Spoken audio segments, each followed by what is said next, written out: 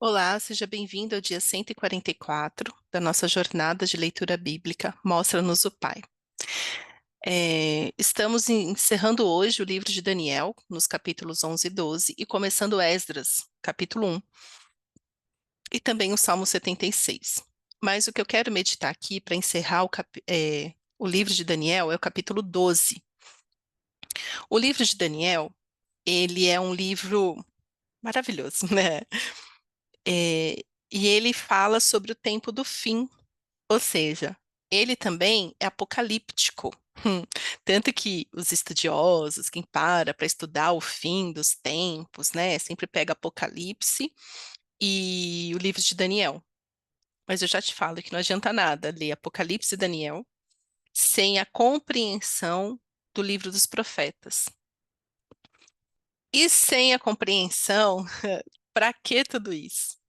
Por isso que a gente termina Daniel e já começa Esdras. Mas, aqui no capítulo 12, a partir do verso 1, nós lemos: Naquela ocasião, Miguel, o grande príncipe que protege o seu povo, se levantará. Haverá um tempo de angústia como nunca houve desde o início das nações até então.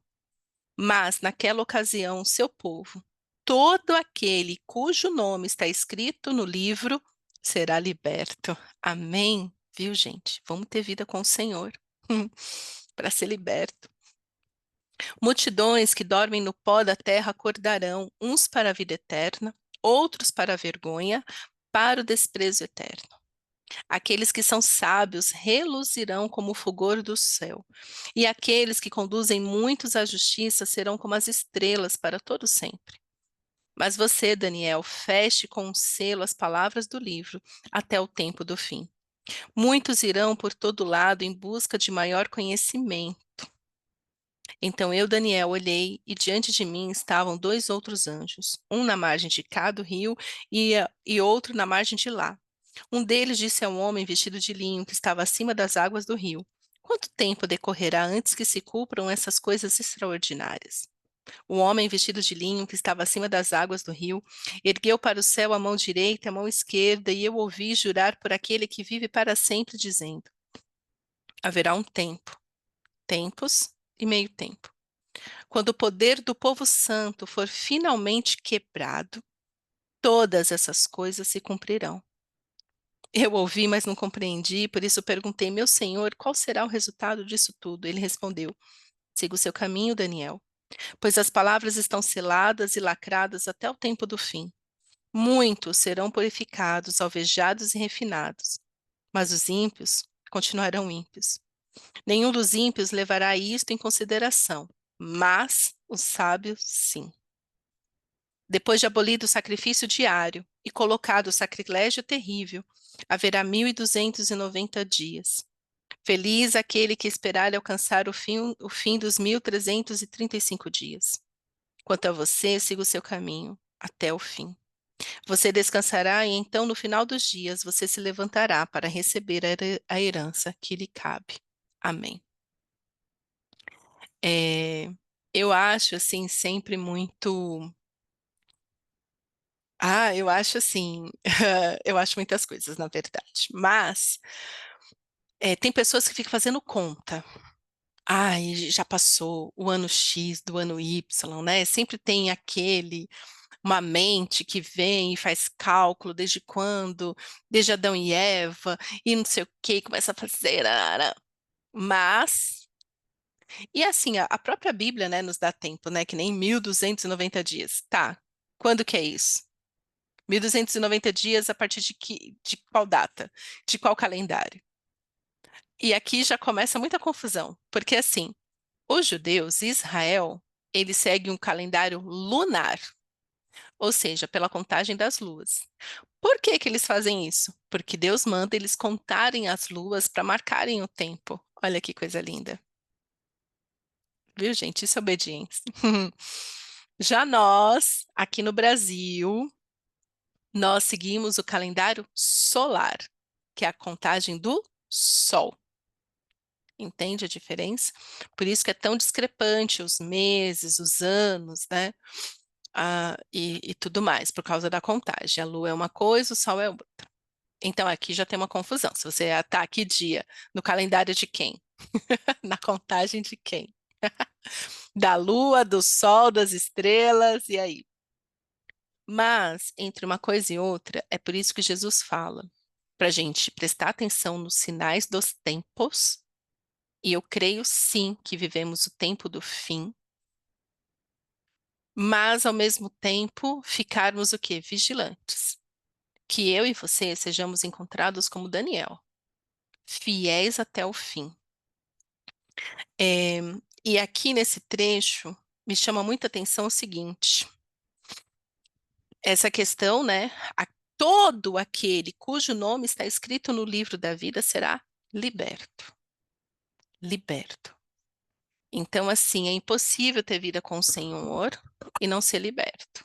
É para quem está escrito. Nem todos estão escritos no livro da vida. Tem gente que fala, é todo mundo filho de Deus. Não é. É tudo a mesma coisa. Não é. Se ler a Bíblia direitinho, você vai ver que não é.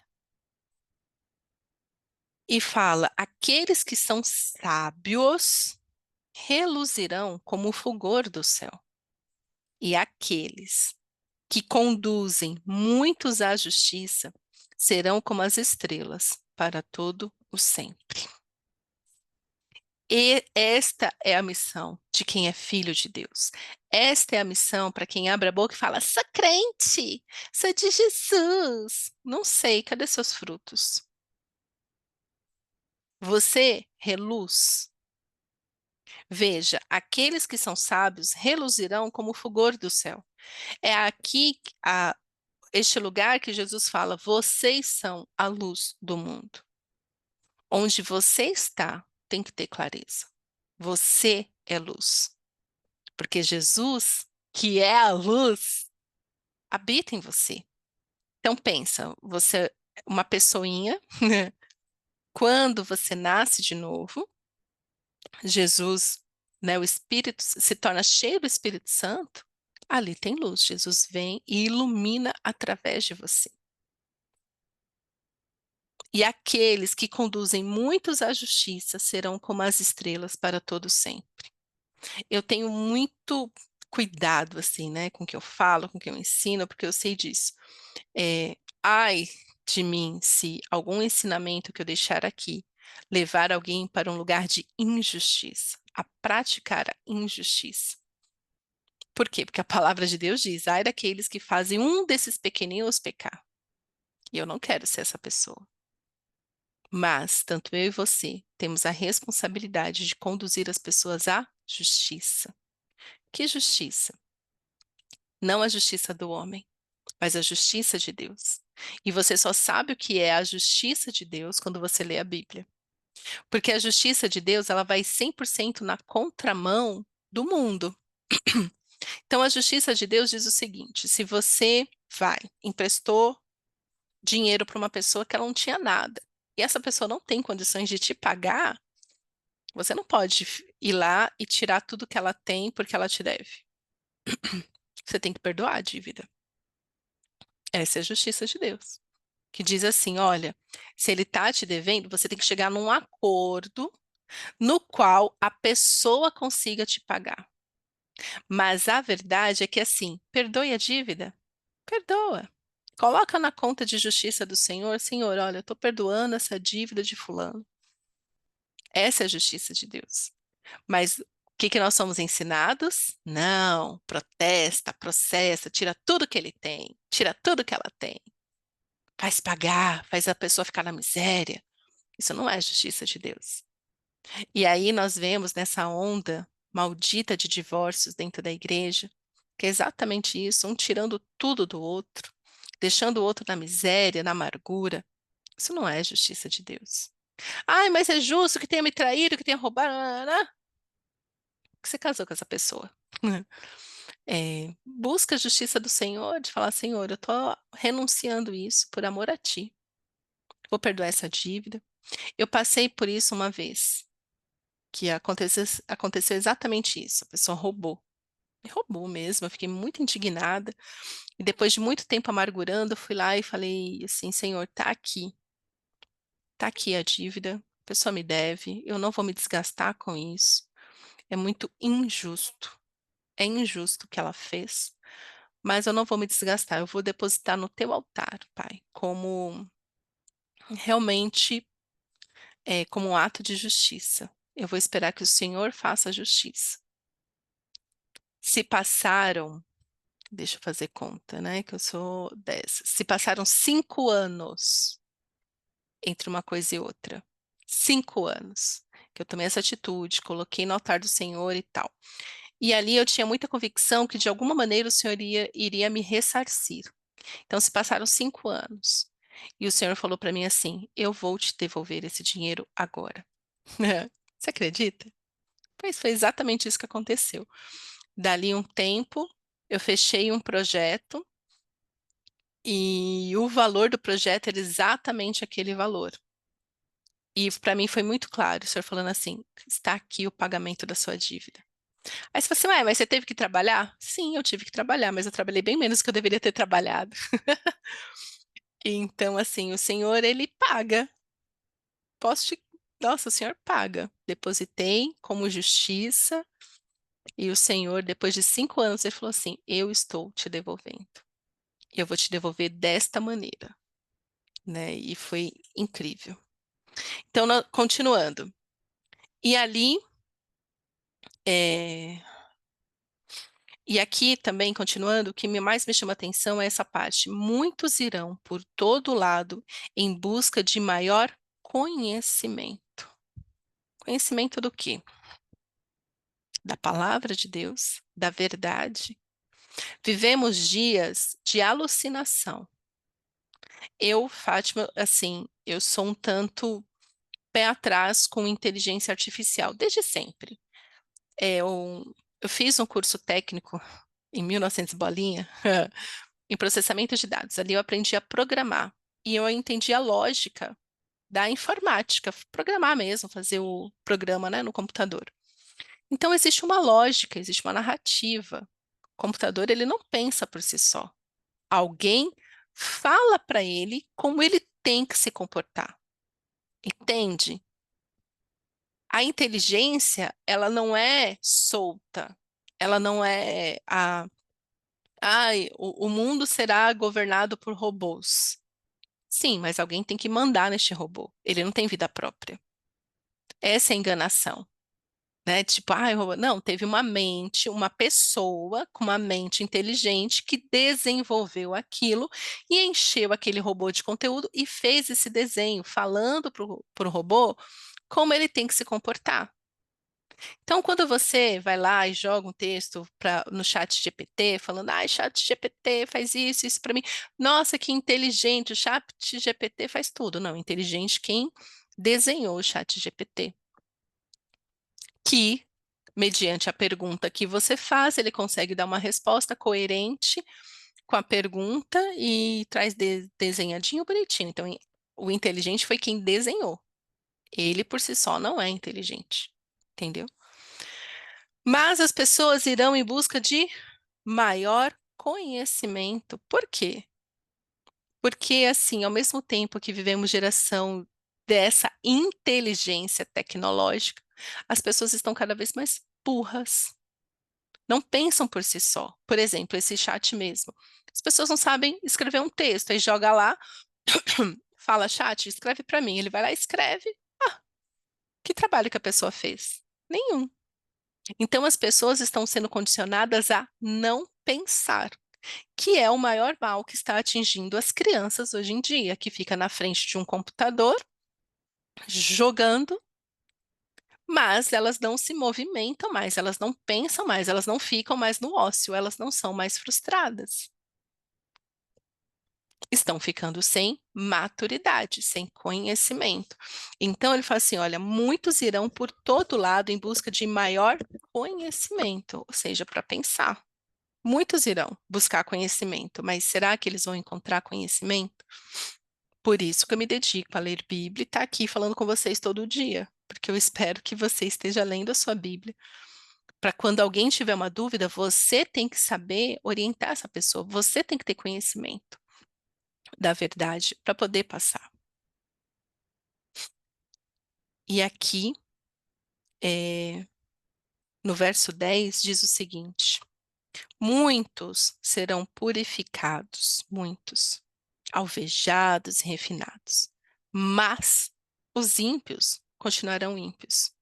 Nenhum dos ímpios levará isto em consideração, mas os sábios sim. Então a pessoa ímpia, ela olha para tudo isso e fala assim: ai, mas o mundo sempre foi assim. Ai, não, nada a ver. É a turma do nada a ver. É a turma de falar assim: não, o mundo não vai acabar, não. Ixi, as pessoas estão esperando o apocalipse já faz 1000 anos. Até agora não aconteceu. Não vai acontecer, não. Os ímpios continuarão ímpios. Continuarão os ímpios. Por quê? Coração duro. Um coração que não se abre para mudar, para ser refinado, para ser alvejado. Não. Os ímpios, de coração duro, que não quer saber do Senhor, eles vão continuar assim. Porque para eles, tanto faz como tanto fez, são pessoas cheias de inteligência, de intelecto, coração duro, que não se arrepende. Nenhum dos ímpios levará isso em consideração. Ou seja, os ímpios não estão nem aí para os tempos, para as situações, nem aí para nada. Mas os sábios, quem é sábio, está atento a tudo, vendo tudo. Nós vivemos esse tempo de estarmos atentos aos sinais. Jesus está voltando. Mas quando ele voltar, será que ele encontrará fé na terra? Será que quando Jesus voltar, ele vai encontrar coração sedento dele? Pessoas esperando para que ele volte? Nós temos que trabalhar como se Jesus fosse voltar hoje, no temor do Senhor, pregando a verdade em todo o tempo. Mas o que acontece com a igreja que está se comportando como se Jesus fosse voltar daqui a 10.000 anos, e até lá tem muita coisa para acontecer. Vamos viver o hoje só por hoje, para que se preocupar? Não. Os sábios se atentam para os sinais dos tempos e vai em busca de mais sabedoria, mais conhecimento do Senhor, para que o reino dele seja estabelecido e quando Jesus voltar, tem uma multidão para acompanhá-lo. Queridos, medite na palavra de Daniel, sabendo que essa palavra é para hoje. Muitos já estão em busca do conhecimento da verdade, porque existe muita confusão, principalmente dentro da igreja. Mas eu e você temos que ser capazes de anunciar o evangelho da paz, da verdade, o evangelho que liberta. Os sábios levam em consideração tudo isso que está escrito aqui, mas os ímpios não. Então tem pessoas que você vai falar com elas, o coração está duro, ela não está nem aí para você. Não insiste não. Mas tem outras pessoas que mesmo na impureza do pecado, elas estão sedentas. Elas estão falando, me fala como sair disso. Me conta como eu posso ser curado disso. E você tem que saber falar para elas. A cura é Jesus. Então, quando fala assim, os ímpios continuarão ímpios, está falando daquela pessoa que não quer saber do Senhor. Tem gente que não quer saber do Senhor. E você tem que ter a maturidade de discernir isso, porque eles vão continuar assim. Mas tem outras pessoas que, mesmo vivendo na iniquidade, essas pessoas, elas querem Jesus, querem a verdade que liberta. E é aqui que você precisa do Espírito Santo para discernir entre um e outro e poder falar o coração delas. Amém? Que você tenha discernimento neste tempo. Te amamos, Senhor. Jesus, aguardamos a sua volta. Enquanto aguardamos, Jesus, te pedimos misericórdia. Nos ajuda a viver o dia de hoje, esperando a sua volta, nos rendendo a ti em todo momento. Nos ajuda, Senhor, a ter uma vida que glorifica o teu nome, de verdade. Uma vida que resplandece a tua luz. Abençoa-nos, Jesus, com sabedoria, com conhecimento da tua verdade e nos capacita para sermos realmente ministros da tua paz e da tua verdade. Em teu nome, Jesus, que eu oro. Amém.